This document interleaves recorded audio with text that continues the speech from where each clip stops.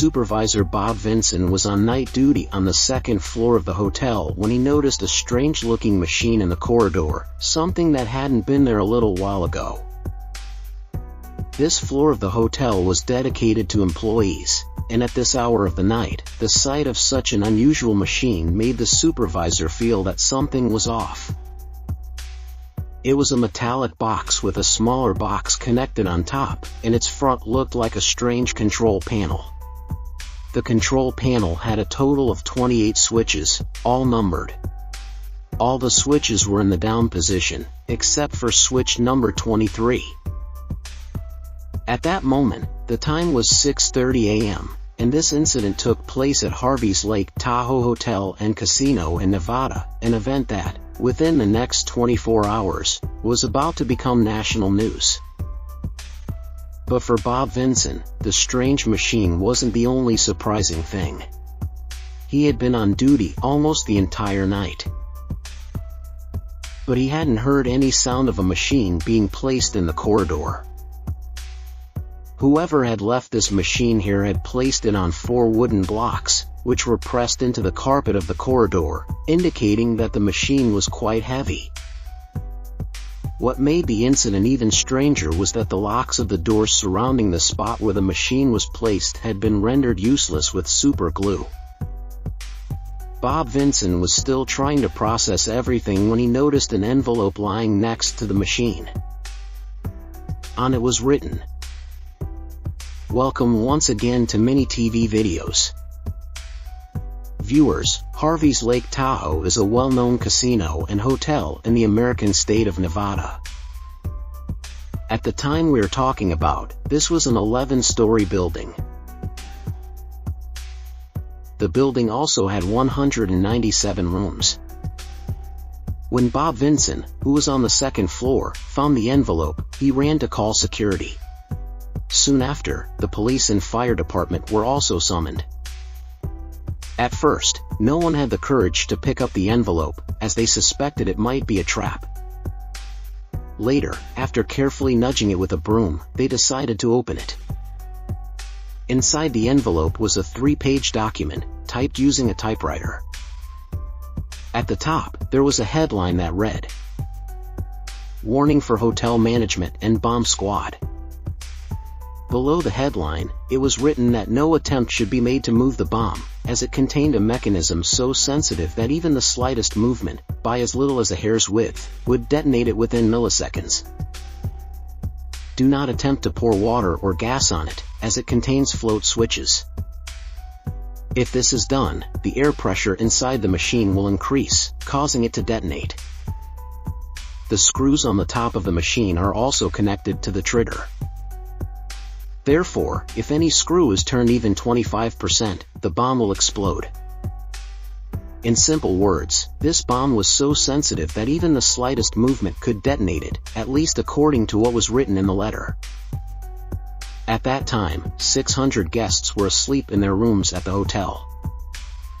The police first evacuated the hotel and instructed everyone to move to the parking lot. Then, the bomb squad was called in. The bomb squad first carefully examined the machine. It was a box made of half-inch thick steel sheets, welded together with extreme precision. Even the areas where there were any marks had been smoothed out using automotive body filler, making the surface completely even. There were bubble levels installed on all 4 sides of the box, possibly to ensure that the machine remained perfectly level. All these details suggested that what was written in the letter might actually be true. The letter further stated that this bomb could not be deactivated by any means, not even by the person who built it. It contained an automatic timer, which would detonate it within the next 24 hours on its own. The only possible way to deal with it was to move it to a safe location, and that too only if the hotel management followed the instructions given in the letter. Law enforcement agencies and the bomb squad, understanding the gravity of the situation, decided not to take any action that could risk detonation. Their first step was to check the box for fingerprints, but they found nothing. Then, they used a special X-ray machine to scan the box to determine whether it actually contained anything or if it was just a bluff. While waiting for the X-ray to develop, they placed a stethoscope against the box and listened carefully. There was definitely something inside, making a faint sound. Something inside the box was constantly moving. The letter claimed that the box contained TNT, but how much? There was a hint in the letter. If the bomb exploded, even the casinos across the street would suffer significant damage. It also included a warning. You are advised to evacuate people within a 1,200-foot radius of this bomb. Police officers immediately began evacuating nearby buildings, shut off the hotel's gas pipeline, and casino employees started relocating millions of dollars in cash to a safer location. FBI agents soon arrived at the scene and set up a command and control center in a nearby building to oversee the entire operation. The expressions on the faces of the police and law enforcement officers made it clear the situation was even more serious than it seemed. But what were the demands of the person who had placed this bomb? The letter stated that they wanted $3 million in cash. However, there were strict conditions. The money had to be in used $100 bills. There should be no markings on the bills. No chemicals should be applied to the notes. The letter also warned that if any tricks were attempted, they would not reveal how to defuse the bomb.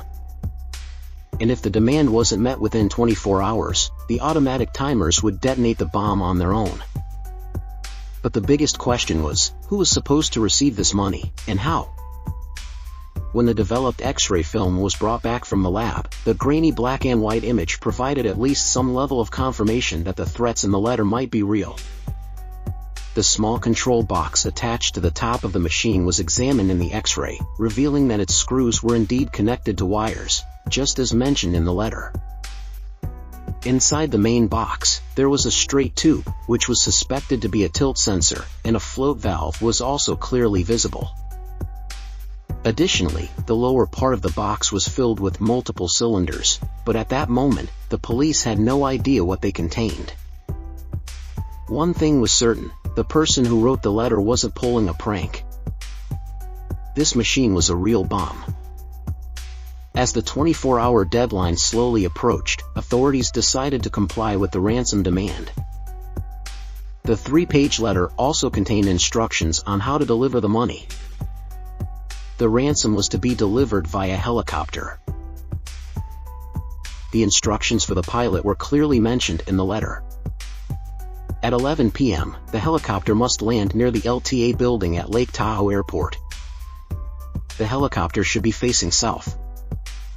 After landing, the pilot must exit and stand near the fence, where they would receive a phone call with further instructions.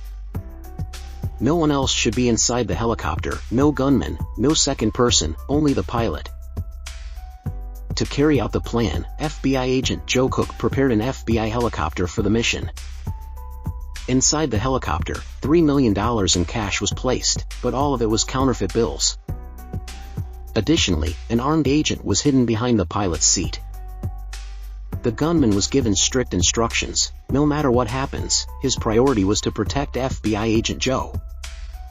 At exactly 11 p.m., the FBI agent landed at the designated location and walked over to the fence, as instructed. A few moments later, the phone booth near the fence started ringing. The agent picked up the phone, and a voice on the other end said, "There is a letter under the table of the phone booth. Pick it up and read it." Whoever was on the other end was extremely cautious. They didn't want to stay on the public phone for more than 5 seconds, as a longer call would increase the chances of being traced. This new letter was addressed to the pilot. It contained further instructions. First, walk back to the helicopter. Turn on a flashlight and show every corner of the helicopter. Don't forget, we are watching you. After that, the pilot was instructed to take off and head towards Highway 50. Exactly 15 minutes later, the pilot would see a strobe light flashing in the forest on their right-hand side.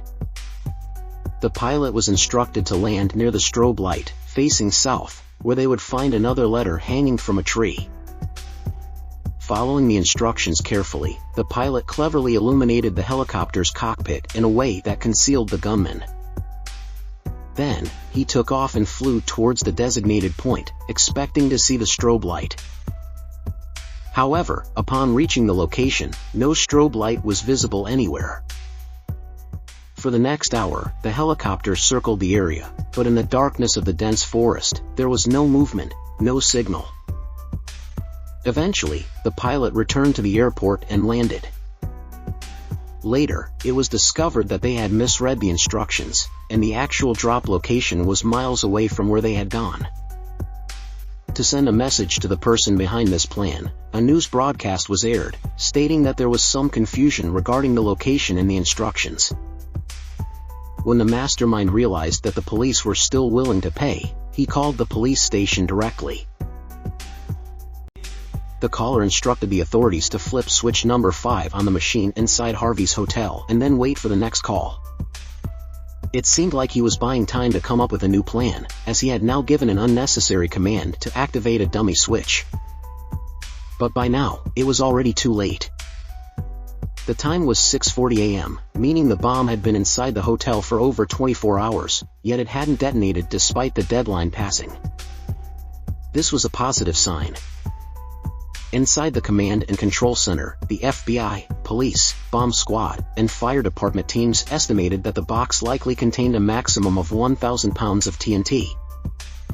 They had already calculated the potential damage. If the bomb exploded inside the hotel, it wouldn't bring the building down. The supporting pillars would remain intact. The maximum damage would be to the interior of the floor. With this in mind, the bomb squad devised a risky but strategic plan. They attached a small plastic explosive near the bomb's control box. The plan was that when this plastic explosive detonated, it would disable the control box, preventing the TNT inside from exploding. All preparations were complete. Nearby buildings were evacuated, and the bomb was set to be detonated. The date was August 27th, and the time was 3:45 p.m. A huge crowd, including news outlets, stood 1 kilometer away, watching the scene unfold. Suddenly, the command rang out, "Fire in the hole," and the remote detonation button was pressed. The machine in the corridor jolted from the shockwave, and the bomb exploded. However, as revealed in the letter, the box did not contain TNT. Later investigations showed that it was actually filled with dynamite, which produces a weaker explosion compared to TNT.